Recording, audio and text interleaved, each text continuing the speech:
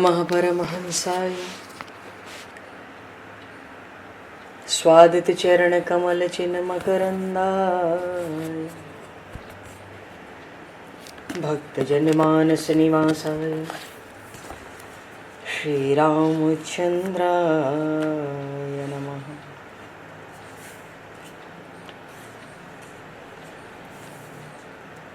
वंदे विदेहतनया पदपुंडरीकं केशौरसौरभसमाहत योगिचेतं हन्तुं प्रतापमनिशं मुनिहंससेव्यं सन्मानशालिपरिपीत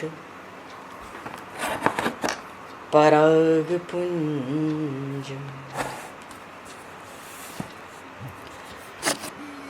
यत्र यत्र रघुनाथकीर्तनं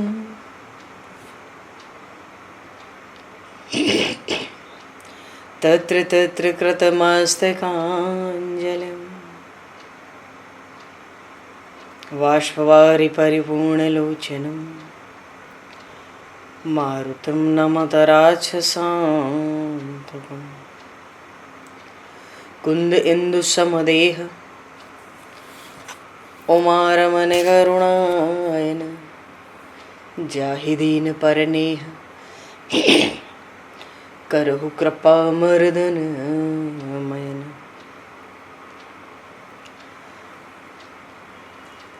प्रहलाद नारद पराशर पुंडरीक व्यासे अम्बरीश शुक शौनक भीष्म दालभान रुक्मांगद अर्जुन वशिष्ठ विभीषणादीन एतानहं परम भागवतान् नमामि। श्री सीतानाथ समारंभां श्री रामानन्दार्य मध्यमाम् अस्मदाचार्य पर्यन्तां वन्दे गुरु परम्पराम्।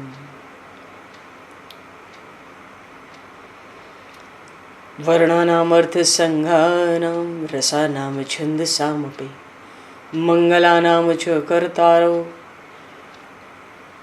वन्दे वाणी विनायकौ।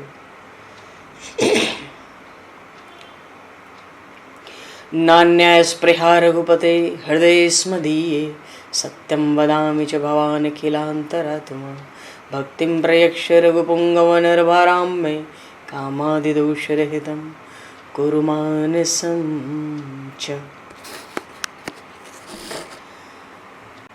भक्त भक्ति भगवंत गुरु चतुर्नाम वपु एक तिनके पद वंदन के नाशहि विघ्न अनेक। बंधु तुलसी के चरण जिनकी न्यो जग काज कल समुद्र घोरत लगो प्रगट्यो सप्त जहान। श्री गुरु चरण सरोज रज निज मन मुकुर सुधार वर्णो रघुवर विमल यश जोदायक फलचार।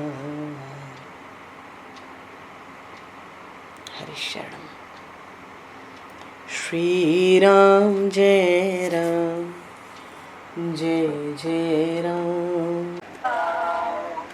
श्री राम जय राम जय जय राम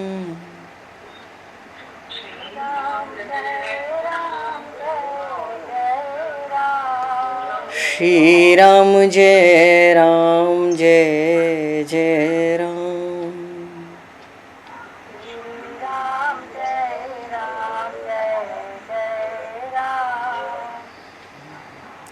जय सिया राम जय जय हनुमान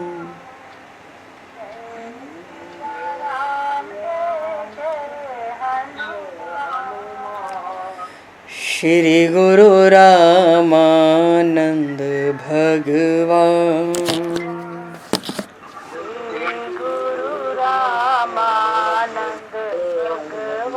श्री गुरु रामानंद भगवान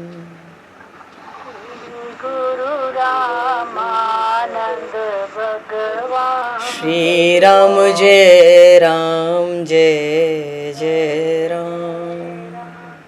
श्री राम जय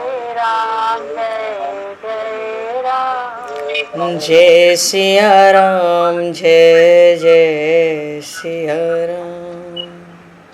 जय सिया राम जय सिया राम। जय सिया राम जय जय सिया राम। जय सिया राम जय सिया राम। बोली सियावर रामचंद्र भगवान की जय। संपूर्ण राम दरबार की जय। श्री अवध मिथिला धाम की जय। श्री बांके बिहारी लाल की जय। 84 कोस ब्रजमंडल धाम की जय। श्री रामचरितमानस जी महाराज की जय। श्रीमन्नाम महाराज की जय। श्री पंडरीनाथ भगवान की जय। कली पावन अवतार गोस्वामी तुलसीदास जी महाराज की जय। सब संतन की जय, सब भक्तन की जय, समस्त वैष्णवन की जय, समस्त पूर्वाचार्य चरणन की जय, समस्त संप्रदाचार्यन की जय। श्री सद्गुरुदेव भगवान की जय। गंगा मैया की जय, जमुना मैया की जय, सरजू मैया की जय, गौ माता की जय, तुलसी माता की जय, पृथ्वी माता की जय, एकाशी महारानी की जय। जय जय श्री सीताराम, जय जय श्री राधेश्याम। नमः पार्वती पते हर हर महादेव। हरिशरणम। अनंत कोटि ब्रह्मांड नायक सर्वेश्वर पूर्ण परात्पर ब्रह्म असंख्य कल्याण गुणगणलय भक्तवांशा कल्पतरु शरणागत वत्सल भक्तवत्सल दीनबंधु दया सिंधु श्री कौशल्य आनंद वर्धन श्री दशरथ नंदन श्री जानकी कंठभूषण भगवान श्री सीताराम जी महाराज की असीम कृपा करुणा से श्री हनुमान जी महाराज की परम पावन भावमयी सन्निधि में महापुरुषों की भावमयी उपस्थिति में एवं आप सभी श्रद्धालु भक्त वैष्णवों की मंगल सन्निधि में मानव जीवन का सर्वोत्कृष्ट फल भगवत गुणगान भगवत कथा का आनंद हम सभी श्री राम कथा के माध्यम से प्राप्त करने जा रहे हैं। सर्वप्रथम आप सभी भक्त जनों के श्री चरणों में भगवत भाव से सादर वंदन सादर नमन। आप सभी को यथा योग्य जय सिया राम, जय जय श्री राधे हरि श्याम, जय श्री राम।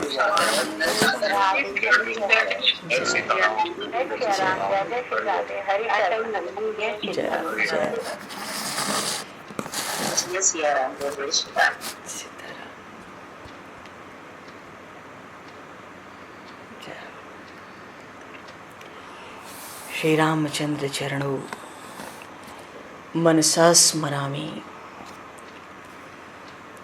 श्री रामचंद्र चरणों वचसा गृणामि। श्री रामचंद्र चरणों सरसा नमामि। श्री रामचंद्र चरणों शरणं प्रपद्ये। माता रामो मत्पिता रामचंद्रः, स्वामी रामो मत्सखा रामचंद्रः, सर्वस्वं मे रामचंद्रो दयालुर्, नान्यं जाने नैव जाने न जाने। मंगलम कौशलेन्द्रस्य महनीय गुणालये चक्रवर्ती तनुजाय सार्वभौमाय मंगलम। रामं रामानुजं सीतां भरतं भरतानुजं सुग्रीवं वायुसूनं च प्रणमामि पुनः पुनः। नमोस्तु रामाय सलक्ष्मणाय दिव्यै च तस्मै जनकात्मजाय। गोस्वामी श्री तुलसीदास जी महाराज ने श्री रामचरितमानस में भगवान श्री राम के श्रीमुख से कथित नवधा भक्ति का माता शबरी को कह सकते हैं कि उपदेश दिया।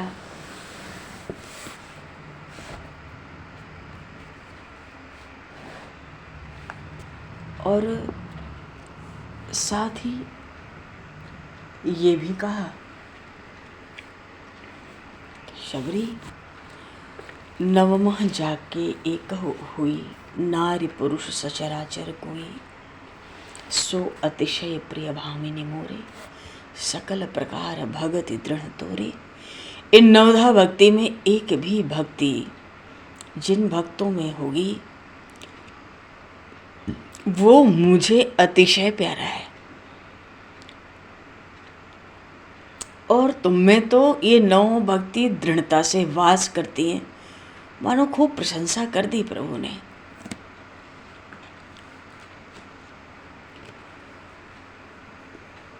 और ये भी प्रभु कहते हैं कि जोगी वृंद दुर्लभ गति जोई, तो कहाँ आज सुलभ भई सोई। क्योंकि मम दर्शन फल परम अनुपा, जीव पाव निज सहज स्वरूपा।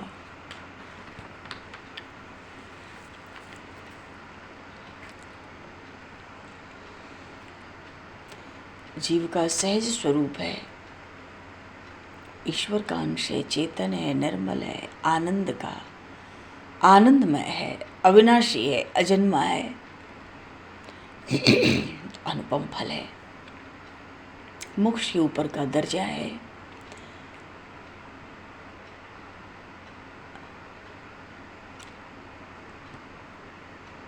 काकभूषुंडी जी ने गरुड़ जी से कहा कि जो भगवान का नित्य कैंकर्य भक्तजन प्राप्त करते हैं, नित्य दासत्व या जो भी संबंध है उनका,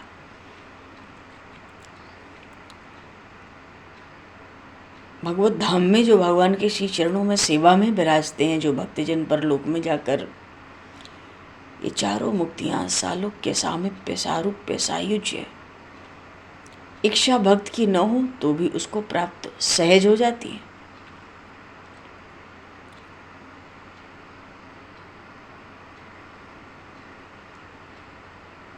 और अच्छा, काकभूषुंडी जी ने गरुड़ जी से कहा उत्तरकांड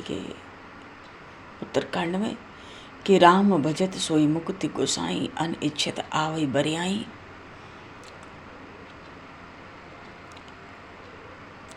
तथा मोक्ष सुख सुन खगराई, रह न सकई हरि भक्ति बिहाई। ये मोक्ष का जो सुख है ये बिना भक्ति के रह भी नहीं पाता है। जैसे बिना धरती के पृथ्वी के वृक्ष नहीं होते, बिना पृथ्वी के जल नहीं टिकेगा, कोई करोड़ों उपाय कर ले। काकभूषुंडी जी कहते हैं कि हे गुरु, वो मोक्ष का सुख भी रह न सकई हरि भगति बिहाई। जहाँ भगवान की भक्ति होती है ये मोक्ष भी वहीं जाते हैं। इसलिए भगवान के भक्तों के चरणों पर ये मोक्ष आकर गिरते हैं चारों प्रकार के। माता शबरी को भगवान ने योगियों के लिए भी दुर्लभ पद दिया। अच्छा, नवधा भक्ति का प्रभु की वाणी में हम लोगों ने स्मरण, प्रभु की वाणी को हम लोगों ने कथन और श्रवण तो किया नवधा भक्ति के प्रसंग में, पर थोड़ा मनन भी उसका कर सकते हैं, क्योंकि ये बड़ा सुंदर मनन करने योग्य विषय है। जिज्ञासियों के लिए, मुमुक्षुओं के लिए, साधकों के लिए। प्रभु श्री राम ने माता शबरी से स्वयं श्रीमुख से कहा कि मेरी भक्ति करने के लिए बहुत ज्ञान की आवश्यकता नहीं है, बड़े ऊंचे कुल, उच्च जाति, उच्च वर्ण की भी आवश्यकता नहीं है, क्योंकि भक्ति में तो प्रेम ही प्रधान है। और भगवान ने स्वयं प्रेम को जागृत करने के लिए प्रभु ने माता शबरी को 9 साधन बताए। जिज्ञासुजन, मुमुक्षुजन, साधकजन इन साधनों को अपनाएं तो प्रभु में प्रेम जगता है। पहला साधन भगवान ने बताया सत्संग का। जो भक्तजन, प्रेमीजन, वैष्णवजन, महापुरुष परमात्मा के साथ प्रेम करते हैं, हम उनका संग करें। सताम संगतिरेवात्र साधनम प्रथमम स्मृतम। भगवान के प्रेमी वैष्णव जनों का, भक्त जनों का सत्संग। हम बिलासी लोगों का संग न करें क्योंकि बिलासी लोगों का संग हमारी बुद्धि को बिगाड़ने वाला होता है।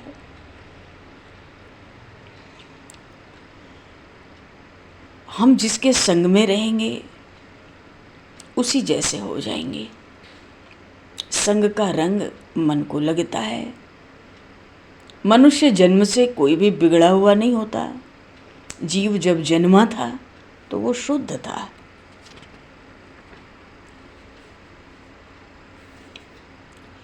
यदि हम जीवन में भक्ति को बढ़ावा देना चाहते हैं, बढ़ाना चाहते हैं, तो बिलासी जीवों का संग कभी ना करें। विरक्तों के संग रहेंगे तो विरक्त बनेंगे। तो ज्ञान में, सदाचार में, भक्ति में, वैराग्य में, या हमारी जैसी रुचि हो, वैसे ही महापुरुषों का आदर्श हम दृष्टि में रखें और आगे बढ़ें। प्रथम भगत संतन कर संगा, ये बात भगवान ने कही। हम नित्य ही ये इच्छा करें कि भगवान शंकराचार्य जैसा हम में ज्ञान हो, श्री चैतन्य महाप्रभु जैसी हम में भक्ति हो, और सुखदेव जी महाराज जैसा वैराग्य हमको प्राप्त होवे।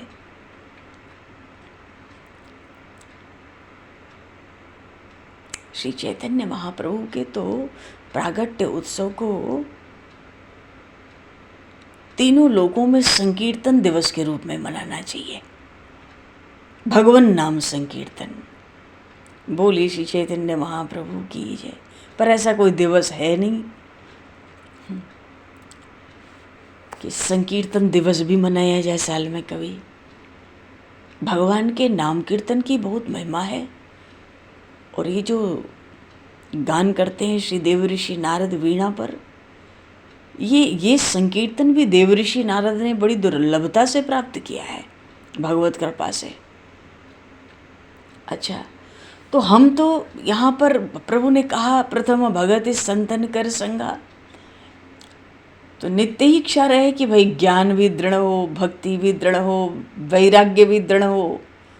अच्छा, सुखदेव जी महाराज जैसे वैराग्य का अर्थ है कि दृष्टि, हमारी ब्रह्म दृष्टि स्थिर हो जाए, हम सब बखेड़ों से ऊपर उठ जाएंगे। सुबह सुबह जब प्रातःकाल होता है, ऋषियों को याद करने से उन ऋषियों के गुण हम में आते हैं। प्रत्येक गोत्र का ऋषि होता है, और हमारा जो गोत्र है, स्वयं के गोत्र के ऋषि को भी नित्य ही याद करना पड़ता है।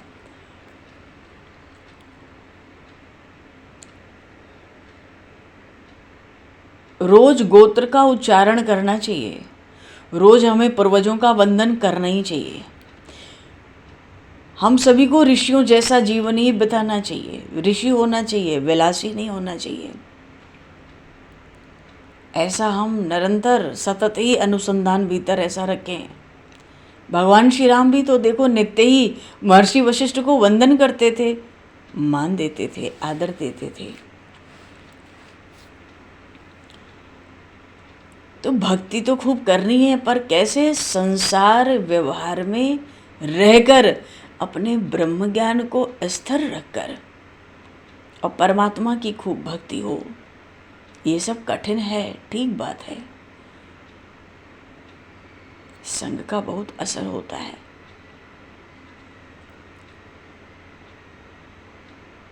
अच्छा, कहते हैं ना, चोरी और व्यभिचार दोनों महापाप गिने जाते हैं। शास्त्र पुराणों के अनुसार सगा भाई पाप करे तो उसका संग भी छोड़ दो। किसी जीव का तिरस्कार नहीं करना है, परंतु उस जीव ने जो पाप किया है उस पाप का तिरस्कार करना है।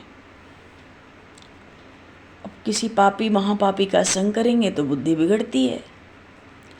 सगा भाई भी परमात्मा की सेवा स्मरण न करता हो तो उसके संग में बहुत रहना नहीं है। घर में सेवा स्मरण न हो तो घर में कुसंग होगा, घर में कुसंग होगा तो घर में रहना ठीक नहीं है। जो श्रेष्ठ संत महापुरुष हैं उनका संग ही हमेशा हमको रखना है। सत्संगः परमा गति है। इसलिए प्रभु ने कहा, हे शबरी, प्रथम भगत संतन कर संगा। वस्तुतः सत्संग के बिना तो ज्ञान प्राप्त होता नहीं है। सत्संग करने से हमारे मन का मैल भी तो दूर होता है ना। इसलिए नित्य ही थोड़ा सत्संग करने की बड़ी आवश्यकता है। योग वासिष्ठ जैसे दुर्लभ ग्रंथ में महर्षि वशिष्ठ कहते हैं, यह स्नातः शीत शीतया साधु संगति गंगया किम तस्य दानै किम तीर्थै किम तपो भी किम धरै। सत्संग तो एक निर्मल और शीतल ज्ञान गंगा है। सत्संग में स्नान करने से मन का मैल धुल जाता है।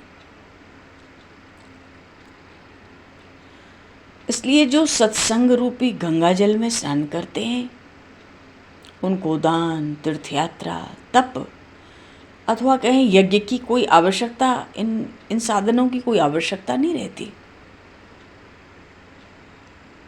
तो जिन महापुरुषों को, भगवत प्रेमियों को भक्ति का रंग लगा है, ऐसे संतों के चरणों का आश्रय लेकर ऐसे संतों के चरित्र पढ़ने भी चाहिए। जो भगवान के प्रेमी संतजन हैं, जो भगवत प्रेमी हैं, उनके मन के साथ हमको अपना मन मिलाकर रखना है।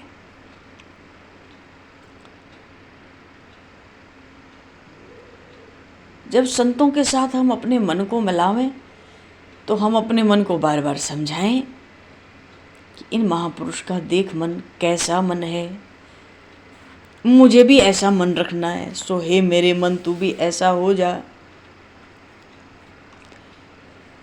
प्रभु के प्रति प्रेम जागृत करने के लिए प्रेमी महापुरुषों का संग करना है। सताम संगति है।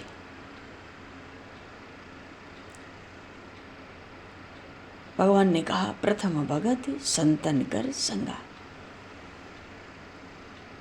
अच्छा, दूसरी भक्ति में भगवान ने कहा, क्या कहा? प्रथम भगत संतन कर संगा, दूसरी रत मम कथा प्रसंगा। प्रभु कहते हैं दूसरी भक्ति, कहते हैं ना प्रथम सुना है भागवत भक्त मुख। तो भगवान के भक्त के मुख से ही कथा श्रवण, संतों के मुख से कथा श्रवण, महापुरुषों के श्रीमुख से कथा श्रवण, वैष्णवों के श्रीमुख से कथा श्रवण, कि कोई विषय आवे तो कुछ खुल के हमें समझा भी सके। द्वितीयम मत कथा लापः, भगवान कह रहे हैं। प्रभु श्री राम ने माता शबरी को दूसरा उपाय प्रेम प्राप्ति का क्या बताया? कथा श्रवण। क्योंकि जिनकी कथा हम सुनते हैं, जिनकी, उनके लिए प्रेम जगता है। मानो हम राम जी की कथा बार बार सुनेंगे तो राम जी में थोड़ा प्रेम जगेगा। कथा सुनने के बाद प्रभु में प्रेम जगे तो ही कथा सफल है। कथा श्रवण करने के बाद पाप छोड़ने की इच्छा हो, पाप के प्रति घृणा उत्पन्न हो, तो कथा सुनना सफल है। कथा श्रवण करके भक्ति करने की दृढ़ भावना हो तो हमें ऐसा मानना चाहिए कि हमने ठीक प्रकार से कथा श्रवण की है। कथा श्रवण करके संसार के सुखों में, विषयों के प्रति हमारी अरुचि न हो, ईश्वर में प्रेम न हो, तो कथा सुनी ही नहीं, ऐसा मानना चाहिए। क्योंकि शास्त्र पुराण महापुरुष कहते हैं, सब एक मत है, कथा श्रवण करने से, भगवान के लीला चरित्रों का श्रवण करने से, प्रभु के गुण और नामों की महिमा का श्रवण करने से उन परम प्रभु में, परमात्मा में प्रेम होता ही है।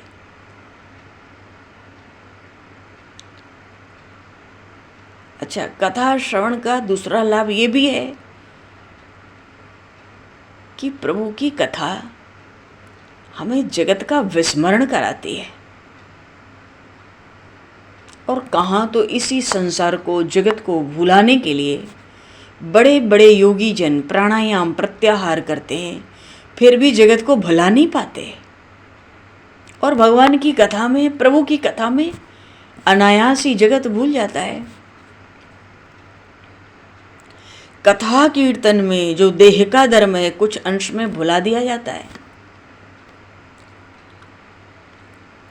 भूल जाता है।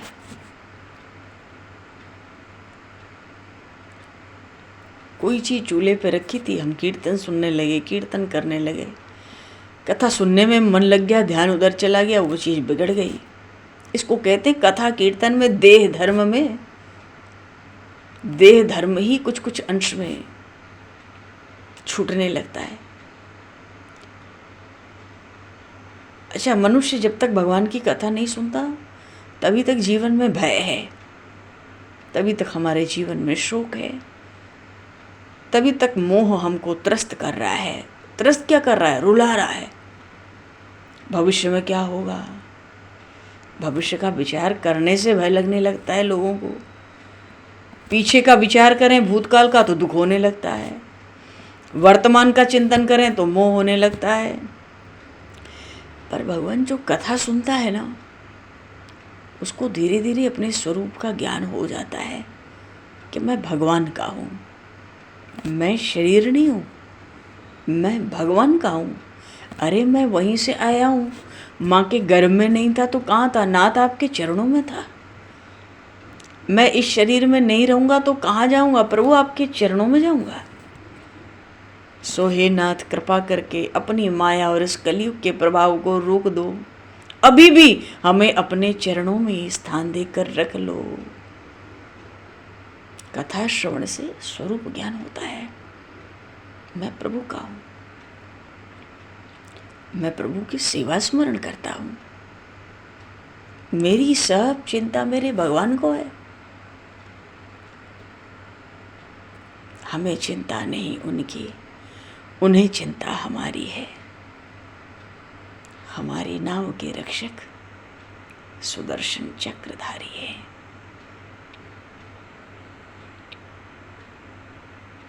अपने को तो हाँ हाँ करना है, ठीक प्रभु, ठीक, बहुत ठीक। आपको प्रसन्न होना चाहिए, हमें तो सब ठीक है, आपको प्रसन्न होना चाहिए। अच्छा, कथा सुनने से मन शांत होता है, इसलिए भगवान की कथा श्रवण करनी चाहिए। संत महापुरुषों का संग करके सत्संग में जब हम भगवान की कथा श्रवण करते हैं, लीला चरित्रों को सुनते हैं, तो भगवान की कथाओं में धीरे धीरे प्रेम होने लगता है। दूसर रत मम कथा प्रसंगा।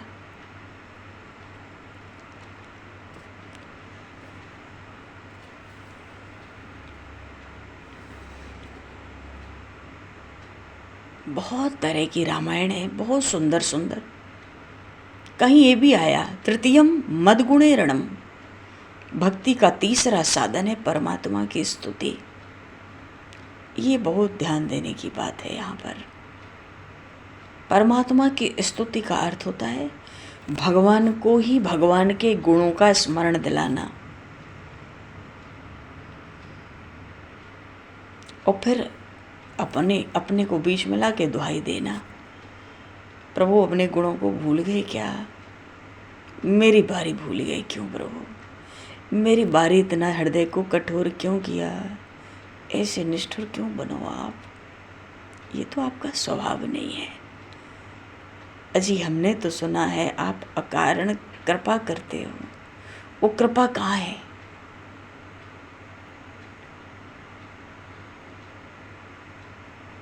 एक बार प्रभु अकारण कृपा करो तो आपकी कृपा का गुण खूब गाएंगे, आपकी कृपा सबको बताएंगे। तो तीसरा बड़ी सुंदर सुंदर रामायण है। वाल्मीकि रामायण में आया, तृतीयम मद गुणे रणम, भक्ति का तीसरा साधन परमात्मा की स्तुति, उसका वंदन।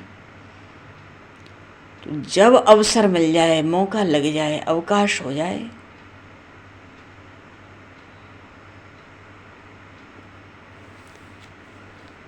तो हम क्या करते हैं? जब फुर्सत हो जाए और हमारा मन जहाँ जाए, फुर्सत में छट 1 सेकंड में पहुंचा, फुर्सत हुई और मन पहुंचा, निश्चित है हमारा मन वहीं फंसा हुआ है। तो समय तो बीच बीच में, हर काम के बीच में थोड़ा 2-4 मिनट, 1 मिनट कुछ समय मिलता है। उसमें हमको क्या करना है? परमात्मा का ही बखान करना है, भगवान के ही गुणों का गान करना है। यदि हम थोड़ा ध्यान दें तो ये जो ज्ञान का मार्ग है, इसमें प्रधान होता है ध्यान। ज्ञान के मार्ग में ध्यान प्रधान होता है। ध्यान के बिना ज्ञान के मार्ग में सफलता नहीं मिलती। पर भक्ति के मार्ग में प्रधान क्या है? ध्यान नहीं है। भक्ति के मार्ग में भगवान के गुणों का गान, ये प्रधान है। हम कीर्तन भजन बोलते हैं, उसमें भगवान के एक गुण ही तो होते हैं। भगवान को कीर्तन सुनाने का अर्थ है भगवान के इन गुणों का स्मरण कराना। प्रभु हे नाथ, तो ज्ञान मार्ग में यदि ध्यान प्रधान है, तो भक्ति मार्ग में भगवत गुणगान प्रधान है, भगवान का भजन प्रधान है। संसार में रहने से, संसार को देखने से मन बिगड़ता नहीं है। बिगड़ता कब है? जब हम संसार का चिंतन करने लगते हैं, भीतर मन में हमारा मन बिगड़ जाता है। इसलिए जो ज्ञानी होते हैं वो सतत परमात्मा का ही ध्यान करते हैं, जबकि भक्त परमात्मा के दिव्य सद्गुणों का सतत गान करते हैं।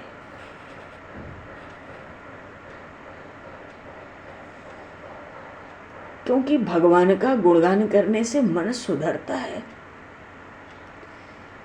भगवान का गुणगान करने से प्रभु में प्रेम जागता है। इसलिए भगवान के गुणों का वर्णन करो, ऐसा हमारे सदग्रंथ कहते हैं, महापुरुष कहते हैं।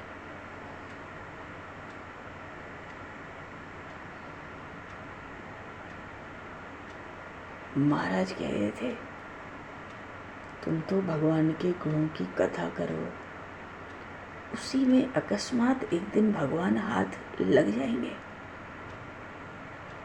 भगवान अपने गुणों का गान सुनकर बड़े प्रसन्न होते हैं। कथा करते करते ही अकस्मात भगवान हाथ लग जाते हैं, पता नहीं पड़ती, पर एक दिन ऐसा हो जाता है। जब अवकाश हो हम भगवान के गुणों का स्मरण करें।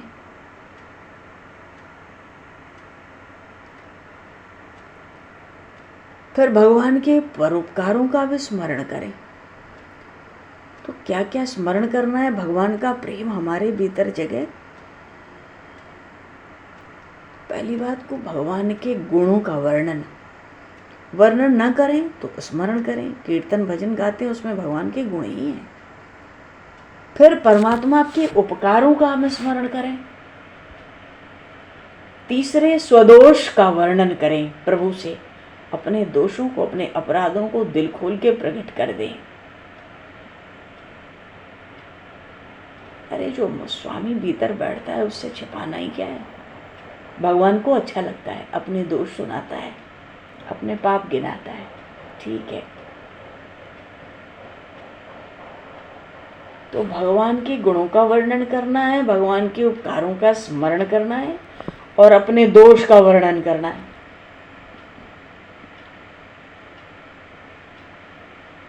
आप कीर्तन कर करके, कथाओं में चरित्र गा गा के भगवान के गुणों का जब बखान करेंगे तो एक दिन भगवान को दया आएगी। इसलिए जो भक्त होते हैं, वैष्णव होते हैं, जब भी समय मिलता है भगवान का बखान करने लगते हैं, गुणगान करने लगते हैं। श्रीमद् भागवत महापुराण में कथा आती है कि रासलीला खेलते खेलते भगवान श्री कृष्ण एकाएक अंतर्ध्यान हो गए। उन गोपियों से, ये गोपियां मोक्ष सन्यासिनी गोपियां हैं, इन गोपियों से परमात्मा का वियोग सह नहीं हुआ। वो परमात्मा के लिए रुदन करती हुई प्रभु की स्तुति करने लगी। गोपियों की इस स्तुति को ही महापुरुषों ने गोपी गीत कहा। गोपी गीत अत्यंत दिव्य गीत है। गोपी भगवान का बखान करती है, प्रभु के गुणों का वर्णन करती हैं, परमात्मा की स्तुति करती हैं, इसलिए प्रभु को दया आती है। प्रभु प्रत्यक्ष प्रकट होते हैं। भाव है, जब भी हम शांति से बैठें, जब भी हमें थोड़े समय की फुर्सत मिले, निवृत्ति का समय मिले, तो हम परमात्मा की स्तुति करें।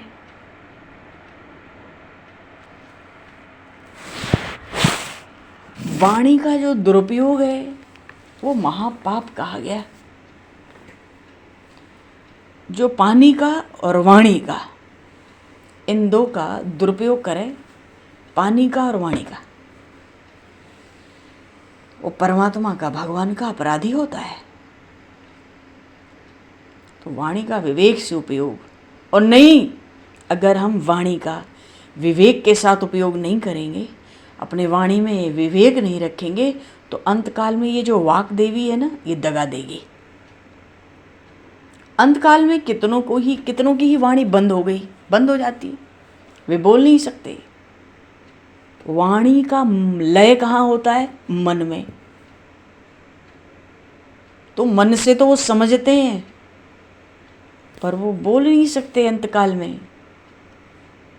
और अंतकाल में वाणी का लय तो मन में होता है, तो अंतकाल में इस मन का लय कहाँ होता है? मन कहाँ जाके अपना अस्तित्व खो देता है? प्राण में। तो जब मन प्राण में, जब अंतकाल में जब वाणी मन में लीन होती है तो जीव बोल नहीं पाता, और यही मन जब अंतकाल में प्राण में लीन होता है तो समझने की शक्ति भी फिर नहीं रह जाती, केवल प्राण रह जाते हैं। तो प्राण का लय कहाँ होता है? प्राण का लय अंतकाल में तेज में होता है, ऐसा ग्रंथों में वर्णन आया है। तो पहले किसका लय होता है अंतकाल में? देखो, वाणी का लय होता है। सबसे पहले असर पड़ता है तो हमारी आवाज़ बंद होती है। तो जिसने वाणी का दुरुपयोग किया है, अंतकाल में उसके मृत्यु के समय में जो वाक देवी है उसके पास से चली जाती है। कितनों को ऐसी इच्छा होती है कि अब मैं प्रभु के नाम का जप करूं, हरे राम राम राम बोलूं, पर बोल सकते नहीं अंतकाल में। इसलिए भैया अभी से, हे देव, जब जब फुर्सत मिले तब तब नाम स्मरण का अभ्यास करेंगे, तो ही अंत समय में नाम स्मरण प्रभु का हम कर सकेंगे। एकांत में जब बैठें, न किसी की स्तुति न किसी की निंदा, भगवान के उपकारों का हम स्मरण करें। क्या प्रभु ने हम पर बहुत, मेरे ऊपर बड़ी कृपा की है। प्रशंसा करनी है तो भगवान की करनी है, और बार बार प्रभु की प्रशंसा करो तो प्रभु में प्रेम जागता ही है। भगवान श्री राम माता शबरी को भक्ति का साधन बता रहे हैं। व्याख्यातृत्वम मधुवचसाम चतुर्थम साधनम भवेत। जैसे चौथी भक्ति कहा ना प्रभु ने, चौथी भगति मम गुण गण करई कपट तज ज्ञान। तो भगवान कहते हैं मेरे वचनों की व्याख्या करना, ये चौथा साधन है। भगवान की वाणी की व्याख्या, जहाँ जहाँ प्रभु की वाणी प्रकट हुई उसकी व्याख्या। जैसे भागवत का 11 स्कंद वस्तुतः अधिकांश भगवान की ही वाणी है, उसकी व्याख्या। भगवान बड़े प्रसन्न होते हैं जब भगवान के वाणी का वर्णन होता है। श्रीमद् भगवद गीता गीता सुगीता कर्तव्या किमन्यैः शास्त्र विस्तरैः यह स्वयं पद्मनाभस्य मुख पद्माध्वनि श्रुता। स्वयं पद्मनाभ भगवान के श्रीमुख की वाणी है, दूसरे शास्त्रों का क्या प्रयोजन है? भगवान के श्रीमुख की वाणी है, इसलिए भगवान को श्रीमद् भगवद गीता अतिशय प्यारी है। और जो इनके भक्त हैं, जो इसका गुणगान करते हैं, वर्णन करते हैं, प्रचार करते हैं, वो भगवान को बहुत बहुत प्यारे हैं। भगवान की वाणियों की व्याख्या, भगवान ने चौथा साधन बताया, व्याख्या त्रित्वम मद वचसाम चतुर्थम साधनम भवेत। जैसे उत्तरकांड में राम गीता आए, लक्ष्मण जी को उपदेश दिया, वहां पर भी प्रभु की वाणी है। तो इन वाणियों, भगवान की इन वाणियों का प्रचार, भगवान की इन वाणियों का सुंदर वर्णन, ऐसा कि किसी के चित्त में बैठे, 10 में से 1 के भी बैठे तो बहुत बढ़िया बात है, सफल हो गया सब। अच्छा, भगवान परमात्मा, भगवान की जो वाणी है, ये कहने का भाव क्या है कि मेरी वाणियों की व्याख्या, मेरी वाणियों का वर्णन, परमात्मा की आज्ञाओं का चिंतन मनन करके योग्य रीति से हम उसको समझें और जीवन में उतारें, ये भगवान आज्ञा करते हैं। इससे पता चलता है कि आगे श्रीमद् भगवद गीता जी पर भी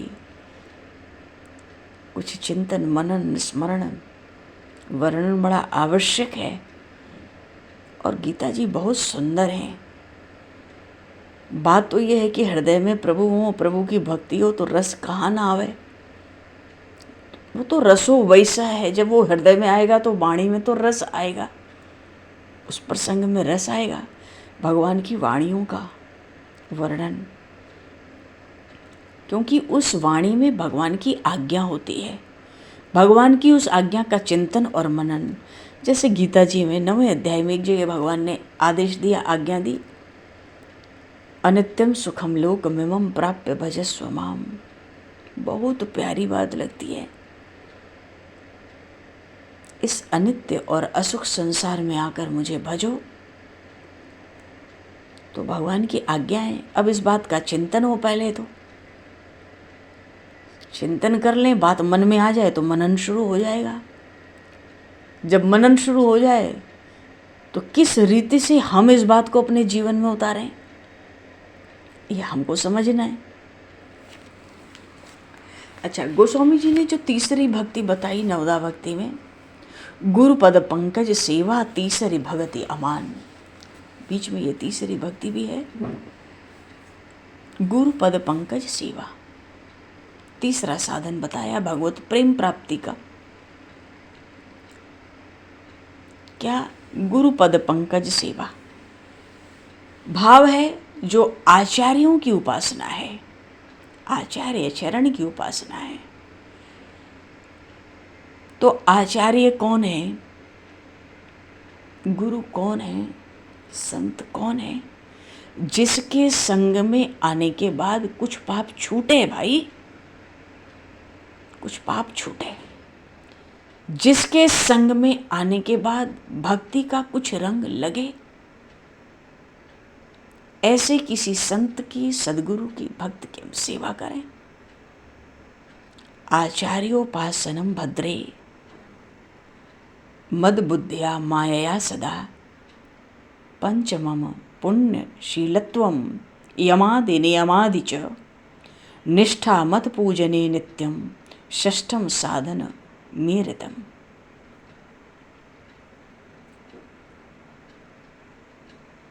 तो संत सदगुरु की सेवा, सेवा का अर्थ होता है आज्ञा पालन। जिनसे ज्ञान लिया, जिनसे कुछ भक्ति का रंग मिला, जिससे परमात्मा के चरणों में कुछ प्रेम जगा,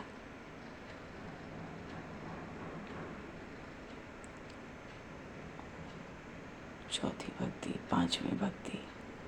अच्छा, परमात्मा में प्रेम को जागृत करने के लिए शास्त्रों में जो नियम बताए गए हैं, जैसे यम नियम, आसन प्राणायाम प्रत्याहार, जहाँ तक हो सके हम इसका भी कुछ पालन करें, उपवास करें।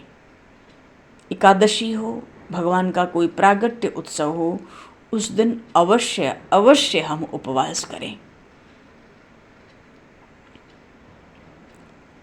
कोई कहते हैं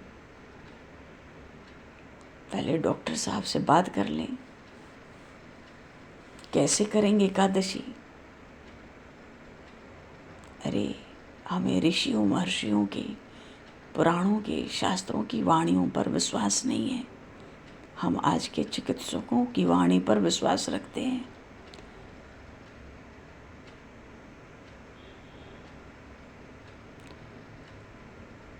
अपने ऋषियों के वचनों में हम विश्वास करें। हम अपने शास्त्र पुराणों के अक्षर अक्षर पर विश्वास करें। शास्त्रों में तो ऐसा लिखा है कि एकादशी के दिन कोई मेहमान घर आया हो और कदाचित ऐसा कहे कि भाई मैं एकादशी नहीं करता, तो उसको हाथ जोड़ दो और हाथ जोड़कर कहो जय सीताराम, जय श्री कृष्ण, बड़ी कृपा किए कि मेरे घर आए हो। अब आज आए हो तो एकादशी तो करनी पड़ेगी। हाँ, थोड़ा बुरा लग सकता है, तो क्या होगा, दोबारा वो एकादशी के दिन घर नहीं आएगा। और वो क्या करेगा, इससे ज़्यादा वो और क्या करेगा, भले ना आवे। शास्त्रों में लिखा है कि एकादशी के दिन, ध्यान से सुनो, एक सीढ़ी ऊपर चढ़ के बात कही जा रही है, क्योंकि शास्त्रों में लिखा है एकादशी के दिन जो जिमानता है ना, एक तो खाते हैं एक खिलाते हैं, दो होते हैं ना, एक अन्न खाते हैं और दूसरे अन्न को खिलाते हैं, इन दोनों को पाप लगता है। एकादशी के दिन जो अन्न का दान करता है उसको भी पाप लगता है। क्यों? एकादशी के दिन अन्न में सब प्रकार के पाप आकर निवास करते हैं, इसलिए खाने वाले को और खिलाने वाले को भी, क्योंकि वो अन्न भोजन थोड़ी करा रहा है, अन्न थोड़े खिला रहा है, वो तो पाप खिला रहा है आज। और बढ़िया बढ़िया वाले जो शास्त्रों में महापाप कहे हैं, बड़े बड़े, वो सब अन्न में बैठते हैं तो खूब बढ़िया बढ़िया वाले पाप खिला रहा है, तो पाप तो लगेगा ना दोनों को, खाने वाले को और खिलाने वाले को। इसलिए कोई बात ना माने घर पे कि हम तो एकादशी को अन्न खाएंगे, तो भैया तुम्हारी हफ्ते में एक छुट्टी होती है, चलो हमारी 15 दिन में एक छुट्टी है रसोई से। एक समय कहो तो चकाचक फलाहारी करा दें, जैसा कहो, पर अन्न नहीं खिलाएंगे, अन्न नहीं बनाएंगे। आज 15 दिन में एक दिन हमारी छुट्टी है, समझ लो हम अस्वस्थ हैं। अस्वस्थ तो हैं, अरे पाप बनाना है और पाप खिलाना है, इस कल्पना से, सोच से ही अस्वस्थ हो जाना चाहिए पहले तो। एक समय फलाहार करो तो चकाचक प्रसाद पाओ, भोग लगा जाए, प्रभु को लगाया जाए भोग और पाओ, और नहीं तो अपनी व्यवस्था देखो। अन्न नहीं खिलाएंगे, विश्वास मानो, कुत्ते को भी, चींटी को भी, किसी को अन्न नहीं देना चाहिए, क्योंकि उनको तो पता नहीं कि एकादशी है। हमें तो पता है ना कि एकादशी के दिन अन्न में बड़े बड़े भयंकर पाप आकर बैठते हैं। आज इनको छुट्टी है, आज के दिन की इनको छुट्टी होती है अन्न में बैठने के लिए। अच्छा, अब कदाचित ये भी लग सकता है कि भाई आप इतने कड़े कड़े शब्द क्यों कहते हो। ऋषियों ने लिखा है, शास्त्रों में लिखा है, इसलिए कहते हैं। शास्त्र में जो यम नियम आदि साधन बताए हैं उनके भी पालन करने की बहुत आवश्यकता है। छठा साधन भगवान ने कहा ना नवधा भक्ति में, छठ दमशील बिरति बहुकर्मा। छठ दमशील बिरति बहुकर्मा, निरत निरंतर सज्जन धर्मा।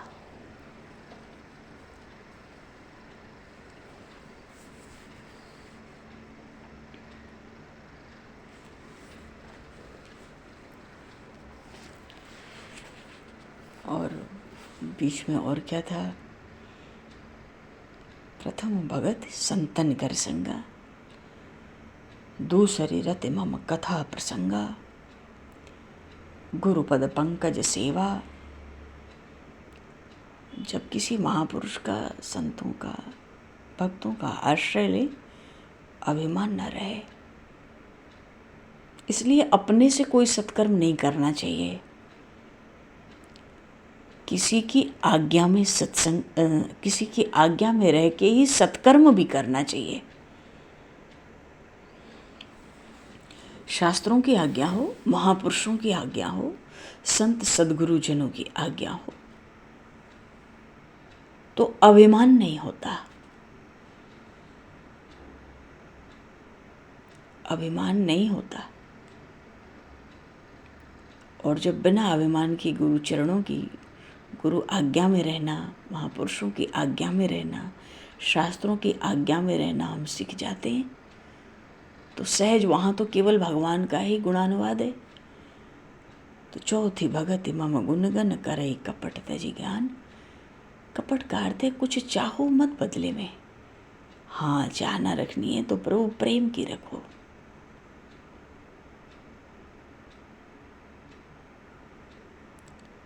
प्रेम की ऊंची से ऊंची अवस्था क्या है? ऊंची से ऊंची, उसका लक्षण क्या है? श्रीमद् भागवत में आया,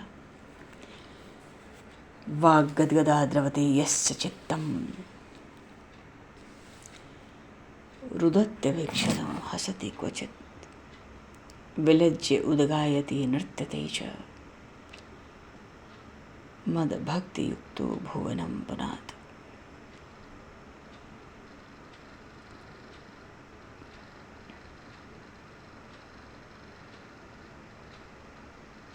वाग गदगदा, वाणी गदगद हो जाए, कंठ अवरुद्ध हो जाए, चित्त द्रवित हो जाए, पिघल पिघल कर प्रभु की ओर जाए।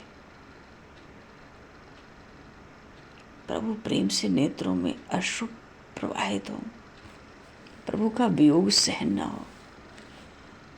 रुदत्य वीक्षणम हस्वती कचित, पर तो बीच बीच में मानो प्रभु गुदगुदा दे, हंसा भी देते। प्रभु को अच्छा थोड़ा ही लगता है कि भक्त इतना उदास हो जाए, इतना अधीर हो जाए, उससे वियोग सहन न हो। कभी वो मस्त होके लोग लज्जा छोड़ के नृत्य करने लगता है। ऐसे जो भगवान कहते हैं लक्षणों से युक्त मेरे भक्त हैं, वो अपनी चरण रज से तीनों लोगों को पवित्र करते हैं। जगत की क्या बात है।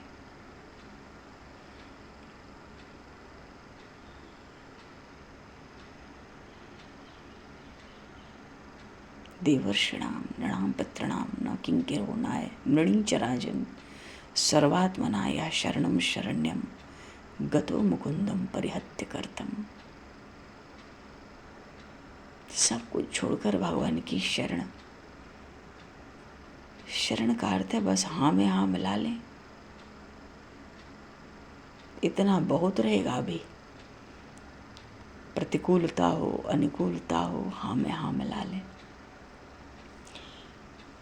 अच्छा, इस नवधा भक्ति के प्रसंग में जो प्रभु ने कहा, मंत्र जाप मम दृढ़ विश्वासा पंचम भजन सुवेद प्रकाशा,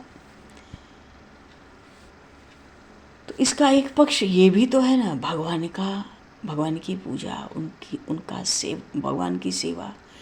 निष्ठाम मत पूजनम नित्यम, निष्ठापूर्वक भगवान का नित्य पूजन। भाव है कि हमारे घर में जो ठाकुर जी पधराए भये हैं, घर में भगवान का स्वरूप पधराकर परमात्मा की सेवा पूजा करना। कोई भी स्वरूप की मूर्ति रखकर भगवान के साथ भाव और प्रेम पूर्वक प्रभु की सेवा।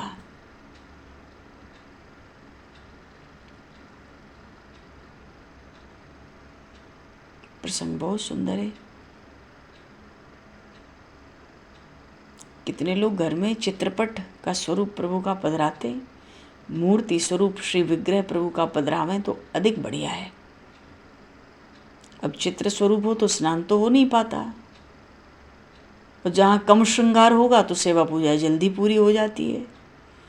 भगवान का श्री विग्रह हो, मूर्ति स्वरूप हो, तो हम दूध से स्नान करावें, गर्म जल से स्नान करावें, प्रभु के श्रीअंग को बड़ी कोमलता से कोमल कोमल वस्त्रों से पोछें, फिर वस्त्र अर्पण करें। इस प्रकार सेवा पूजा में अधिक समय हम लगा सकेंगे। श्रृंगार हो तो उतने समय तक आँख और मन भगवान में रहते हैं। श्रृंगार करने वाला भगवत स्वरूप के साथ एक हो जाए श्रृंगार करते करते। अरे श्रृंगार करने से क्या भगवान की शोभा बढ़ती है? नहीं नहीं, प्रभु तो सहज सुंदर हैं, सुंदर सहज राम वैदेही, सहज सुंदर हैं प्रभु। हम उनका श्रृंगार करें तो प्रभु की शोभा नहीं बढ़ेगी। श्रृंगार करने से अपना ही मन शुद्ध होता है। अजी, बड़े बड़े योगियों को समाधि में जैसा आनंद मिलता है, वैसा ही आनंद वैष्णवों को अनायास ही ठाकुर जी के श्रृंगार में मिल जाता है। खुली आंखों से ही समाधि जैसा आनंद मिल जाता है। और श्रृंगार करने के पश्चात भगवान को भोग अर्पण करना चाहिए। ठाकुर जी की सेवा करने की बहुत आवश्यकता है। क्यों? शास्त्रों में तो ऐसा लिखा है कि जिस घर में ठाकुर जी की सेवा न हो उस घर का जल भी नहीं पीना चाहिए। जिस घर में भगवान की सेवा नहीं, वो घर नहीं, शमशान है। इसलिए हम घर में ठाकुर जी को जरूर रखें, ठाकुर जी को पधरा कर उनकी सेवा करें। सुंदर सिंहासन बनवावें, नए नए वस्त्र बनवावें। ठाकुर जी का दिया हुआ धन खर्च करने में प्रभु के लिए संकोच क्यों रखें? जब हम प्रभु की सेवा करने जाएं ना, तो सेवा करने से पहले हम प्रभु का ध्यान करें, क्योंकि प्रभु का ध्यान करेंगे तो मन से संसार का संबंध छूटेगा।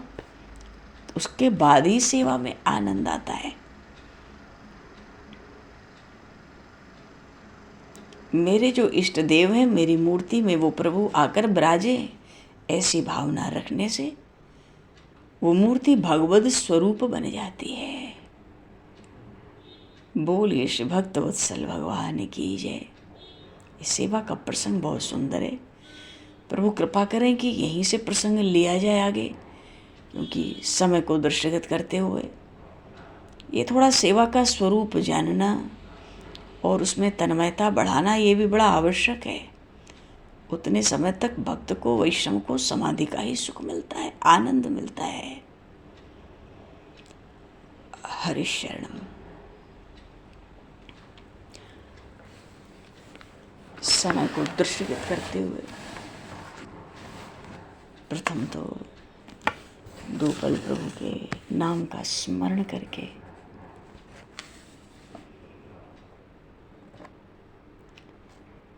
वाणी को विराम दिया जाए, दो पल कीर्तन बोला जाए।